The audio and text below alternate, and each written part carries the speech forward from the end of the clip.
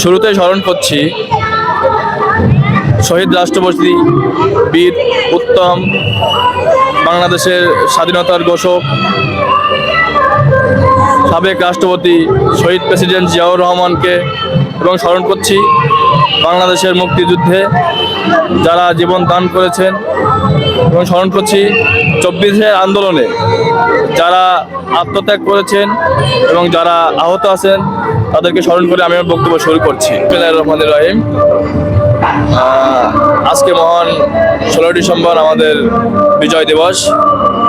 সেই উপলক্ষে আমরা বাংলাদেশ জাতীয়তাবাদী ছাত্র দলের পক্ষ থেকে সর্বপ্রথম শহীদ বেদিতে সকালবেলা আমাদের পুষ্পমাল্য স্থাপন ছিল।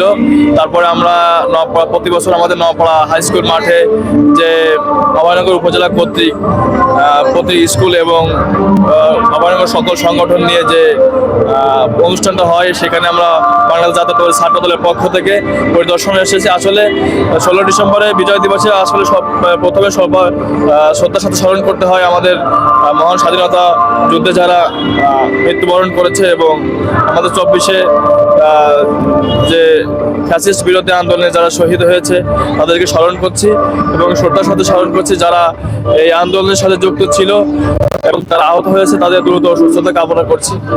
আসলে একটা বিষয় আছে আপনাদের জানাতে হয় যে আমরা এই মহান স্বাধীনতা দিবসে আমাদের যে বিজয় দিবস, এই বিজয় দিবসে এসে আমরা একটি বিষয় জানতে পারি যে দেখেন আগামী বাংলাদেশ ঠিক কেমন হবে। এখানে প্রত্যেক সংগঠনের নেতারা এসেছিল, সকল একত্রে মিলেমিশে, কারোর ভিতর কোনো ধরনের কোনো দাম্ভিকতা নাই, এটাই আমাদের পাওয়া ছিল এই বাংলাদেশের। কিন্তু আমরা জানতে পারি আমরা খুবই নিকটে একটি ঘটনা ঘটে গেছে আমাদের হাদি ভাইয়ের উপর যে নেককারজনক হামলা হয়েছে। এই ফ্যাসিস্ট পালিয়ে গেল, তাদের প্রেতাত্মা এখন থেকে গেছে। তারই পরিপ্রেক্ষিতে আমাদের হাদি ভাই আজ অসুস্থ, তিনি আশঙ্কামুক্ত নয়। এবং আমরা যারা জল্লায় যোদ্ধা যারা ছিলাম, বিশেষ করে আমি স্পেসিফিক কোনো সংগঠনের নাম বলবো না, সকল সংগঠনে যারা প্রধান দায়িত্বে ছিল, বিশেষ করে বিভিন্ন উপজেলা, বিভিন্ন কেন্দ্রীয় পর্যায়ে, সকলের যে আশঙ্কা মুক্ত নয়, এদিকে আমি আমাদের প্রশাসন আছে তাদের দৃষ্টি আকর্ষণ করবো। আপনারা এই দিকটা খুব লক্ষ্য রাখবেন যে আমাদের যারা জোড়ায় যোদ্ধা ছিল অনেকের উপর হুমকি আসছে যে তাদের হত্যা করা হবে। আপনারা বিশেষ করে এগুলোর দিকে খেয়াল রাখবেন। আমাদেরকে বাঁচিয়ে রাখলেই আগামীর বাংলাদেশ বেঁচে থাকবে।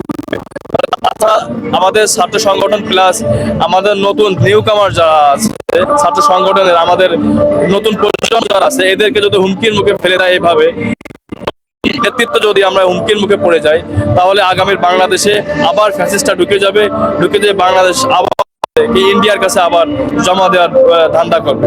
তো আরেকটি বিষয় বলতে হয়, আমাদের বাংলাদেশের একমাত্র আশ্রয়স্থল আমরা সকলে জানি, সকল সংগঠনের বাহিরে একটি মাত্র নাম বাংলাদেশ জাতীয়তাবাদী ছাত্র দলের, বাংলাদেশ জাতীয়তাবাদী দলের চেয়ারপারসন নেত্রী বেগম খালেদা জিয়া। তিনি সুস্থ হলে আমার মনে হয় বাংলাদেশ সুস্থ হয়ে যাবে ইনশাল্লাহ। আগামী 25 তারিখে বাংলাদেশে জনাব তারেক রহমান, আমাদের বাংলাদেশ জাতীয়তাবাদী ছাত্র দলের সাংগঠনিক অভিভাবক, তিনি দেশে আসবেন। আমরা আশা রাখি তিনি দেশে আসার পর সকল পরিস্থিতি আবার পুনরায় স্থিতিশীল হবে, সেই আশা ব্যক্ত করছে। এবং তারেক রহমানের আগমনে তাকে শুভেচ্ছা জানাচ্ছি বাংলাদেশ জাতীয়তাবাদী ছাত্র দল নওপাড়া পৌর শাখার পক্ষ থেকে, এবং সকলকে একত্রে কাঁধে কাঁধ মিলিয়ে আগামী বাংলাদেশ গড়ার জন্য আহ্বান জানাচ্ছি। সবাইকে একটি বিষয় মাথায় রাখতে হবে যে সবার আগে বাংলাদেশ। তো পরিশেষে আমি এই অভয়নগর উপজেলা প্রশাসনের যে অত্যন্ত বাংলাদেশ জাতীয়তাবাদী ছাত্র দলের পক্ষ থেকে স্বাগত জানিয়ে আমি আমার বক্তব্য শেষ করছি। সবাইকে ধন্যবাদ।